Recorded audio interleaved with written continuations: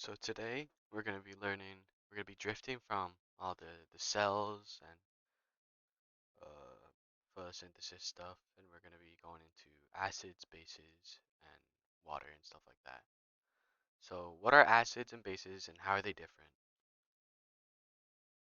How can solutions be classified? They're in three different groups: acids, bases, and neutral. On the pH scale, acid neutral is right in the middle. It's a scale from 0 to 14.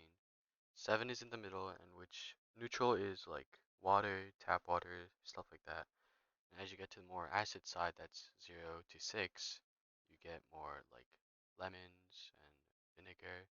And on the bases, you get 8 through 14, which is more like drain cleaner. Acids versus base. Acids have a pH below 7 because they have more hydrogen ions than hydroxide ions. Bases have a pH above 7 because they have more hydroxide ions. So there are a lot of test kits and water testers that indicate the level of the acid and base through colors. So over here, this is where a lot of the acids and bases would be. Like battery acid would be closer to the more acidic side, and pure water would be right in the middle as a neutral.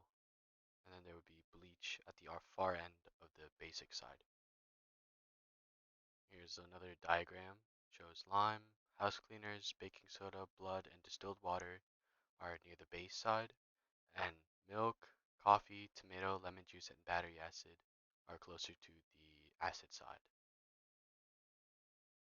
Now, we do have a pH level inside of our body in our blood, which pH of our fluids in most of our cells in the human body must be generally kept between 6.5 and 7.5, which is near the neutral side. If it's too high or too low, it'll affect the chemical reactions that take place within your cells and your body. Now we got a couple of questions here. If you want to pause, you can try to arrange these different liquids into their acid and basic and neutral sides. And on the next, the action of enzyme varies with pH. Enzymes are like little cells in your body that like change the activity of cells inside. So what is the optimum pH of the stomach? What is the optimum pH of the intestine? And what does the term range mean? So over here you have a graph to try to help with gastric, which is in your stomach, and intestinal, which is in your intestine. And you can see the gastric, which is your stomach, it's mostly active between 2 and 4 pH level, where it has the most rate of activity. For your intestine, it's in between 10 and 8, where it has the most activity.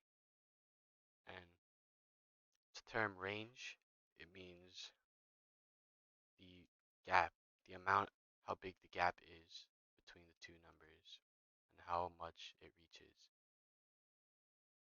And that's it for today.